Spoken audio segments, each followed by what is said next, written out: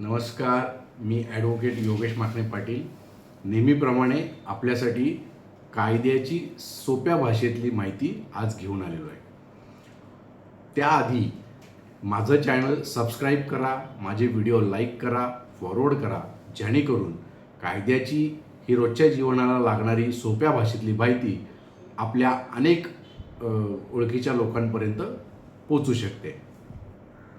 Practice करताना सोसायट्यांचे छोटे छोटे विषय अतिशय आम्हाला जवळनं बघायला मिळतात, ज्यामध्ये सोसायटीच्या अगदी सामायिक जागेतला वापरापासून ते सोसायटीच्या ऑडिटपर्यंत किंवा कागदपत्र मिळवण्यासंदर्भापर्यंत अनेक बाबतीमध्ये आम्हाला प्रश्न विचारले जातात आणि त्याच्यावरती उत्तरं देणं आम्हाला द्यावी लागतात.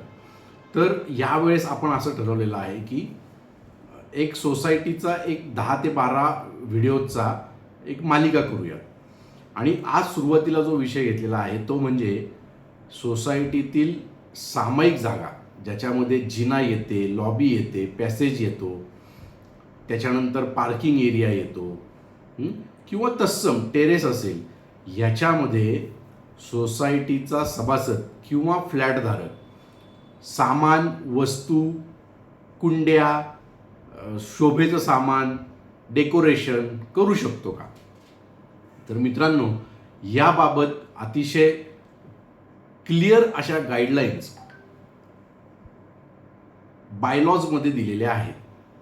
कुठल्याही सहकारी संस्थेचं कामकाज हे त्या संस्थेच्या बायलॉजप्रमाणे चालतं.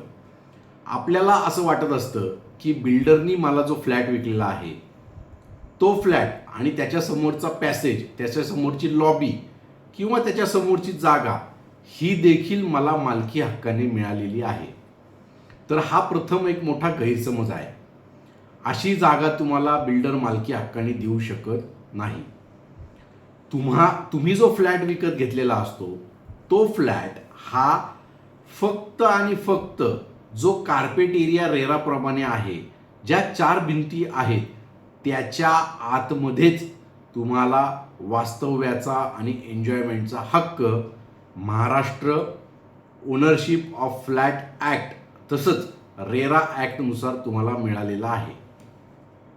मग आता मित्रांनो, काही सभासद फ्लॅटधारक अगदी दारात चपला काढण्यापासनं ते चप्पल स्टँड ठेवण्यापासनं, कुंड्या ठेवण्यापर्यंत, सायकल ठेवण्यापर्यंत, त्याच्यानंतर काही शोभेच्या वस्तू ठेवण्यापर्यंत देखील जातात. आणि ह्यावरनं बहुतेक वेळा शेजारच्यांमध्ये भांडणं होतात. तर ह्याची काय नक्की तरतूद आहे? तर ह्याची आज मी तुम्हाला तरतूद सांगणार आहे. ती म्हणजे सोसायटी उपविधी म्हणजे बायलॉज, ज्याच्यानुसार सोसायटी कामकाज करते त्या बायलॉजमध्ये जो रूल नंबर 168 आणि 169 मध्ये स्पष्टपणे तरतूद आहे की कुठल्याही सभासदांनी common passage, lobby, parking, terrace किंवा फ्लॅट बाहेरच्या कुठल्याही जागेमध्ये साधी चप्पल देखील ठेवता कामा नये. तर मित्रांनो, याचे गंभीर परिणाम देखील एखाद्या सभासदाला भोगावे लागू शकतात.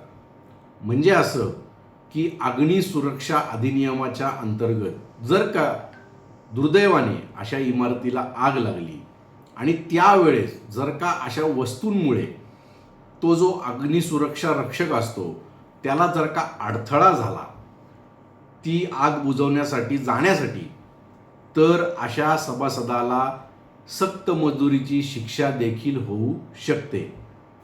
तसंच BNS म्हणजे पूर्वीचा जो IPS हा जो पिनल कोड आहे भारताचा, त्याच्या अंतर्गत देखील रस्ता अडवणूक केल्याबद्दल देखील गुन्हा दाखल होऊ शकतो.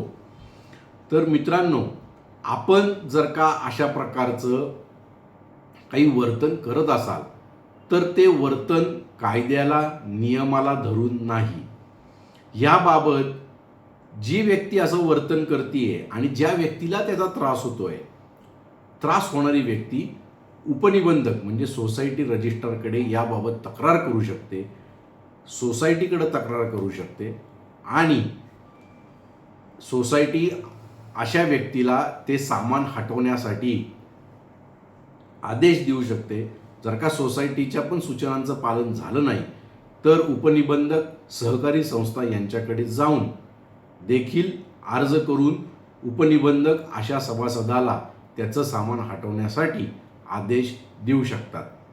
माझा व्हिडिओ लाईक करा, फॉरवर्ड करा, चॅनल सबस्क्राईब करा. धन्यवाद.